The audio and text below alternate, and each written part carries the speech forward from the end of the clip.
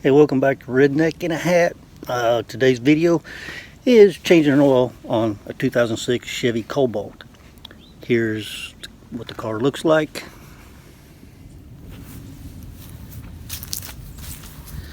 I do have the hood up. This car does have a 2.2. What you will need is some 530 weight oil.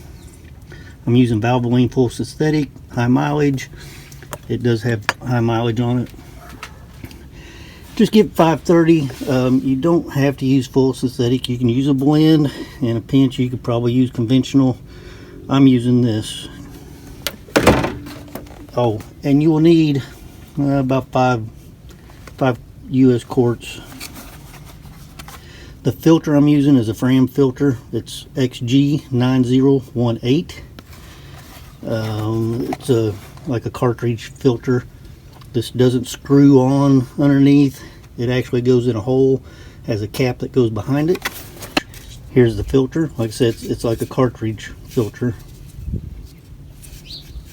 It does have like an O-ring for the cap. You will need a 15 millimeter socket for your socket or a wrench for your oil drain plug. The filter, probably get by with taking the cap off with a pair of channel lock pliers. It's kind of hard to get anything else down in there to it. I will show you where the filter is. It's underneath this cover. Your dipstick hole is right here. The filter is right back in here. To get this cover off, take the oil fill cap off. This cover should just pop off fairly lightly. Throw the cover to the side. Let's see. Here's your dipstick. It's nice and yellow. Should be yellow on yours. This is the cap that you have to take off. I've already loosened it. Like I said, I used a big pair of pliers, got in there and loosened it.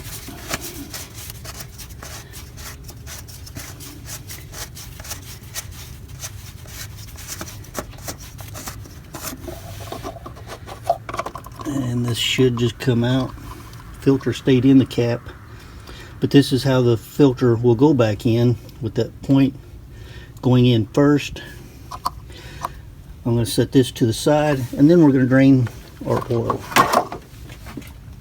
To make this easier to get underneath there, to get the drain plug off, it helps if you lift up the passenger side. You can see I do have a jack stand underneath there too. I'm not going to use a creeper or nothing. I'm just using a big TV box. I like these boxes because, one, they're slick. I can slide around on it and slide under, slide out, back out. On the passenger side, here's the front passenger wheel. Here's the drain plug.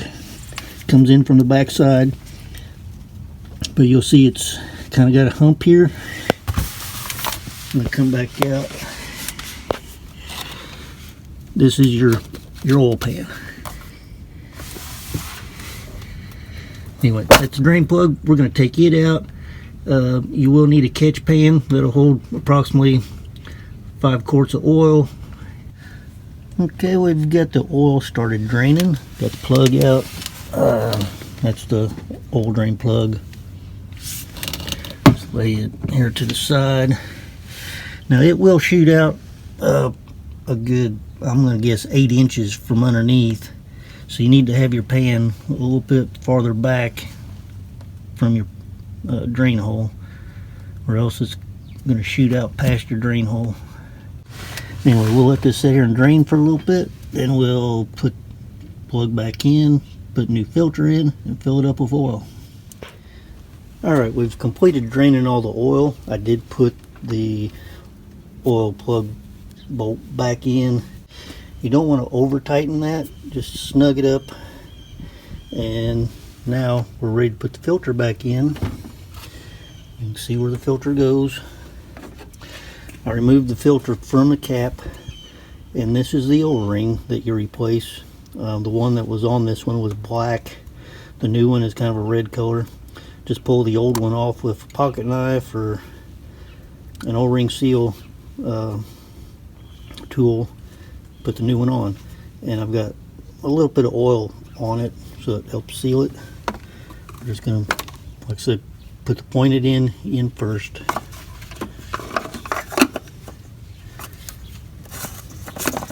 And just tighten it down by hand.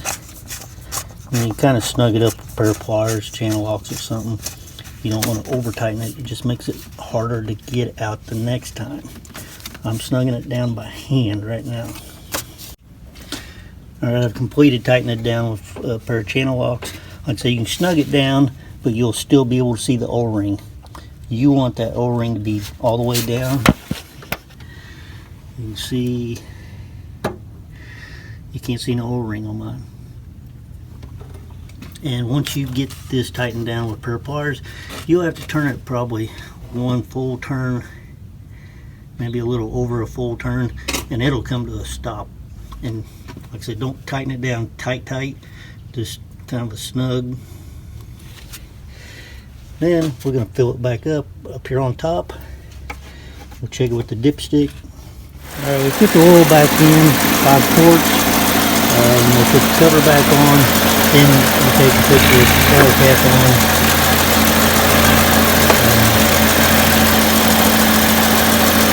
Make sure that's on good and tight. We got the motor running. We're going to let it run for about 5 minutes or so. Warm it up. We got the dipstick out. Wiped it off. It's nice and clean. We're going to stick it back in. Push it all the way down in. Like I said, the motor is shut off. And it's up here just below the full mark. So good to go.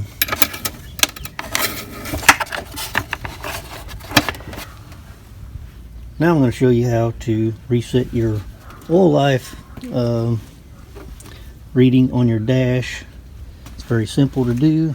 Alright, now we're inside the vehicle. I got the key to the on position. Motor is not running.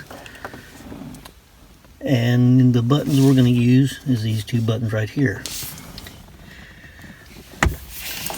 So the info button,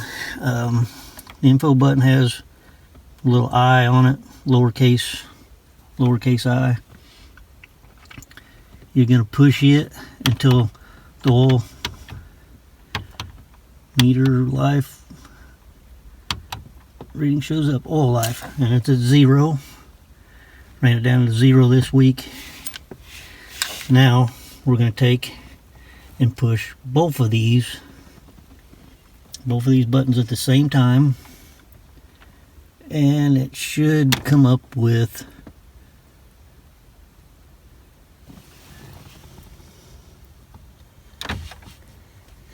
after you release it, it shows oil life reset.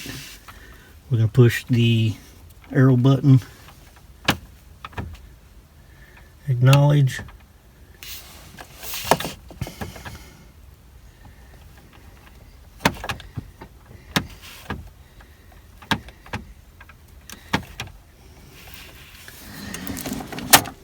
Let's see if that reset it. I've never done the reset myself, so bear with me. Ding, ding, ding, ding. Info button. I'm going to scroll back through by pushing the I button. See if I can get this camera to focus. I want to focus on the steering wheel. So yes, that did work. So push both buttons together. Let off. And it says reset. After you hit the arrow, it resets. Not real hard to do. Like I said, this is an older car. That's how you get it done. Anyway, I'm Redneck in a Hat. Make sure you hit that subscribe button. See you on the next video.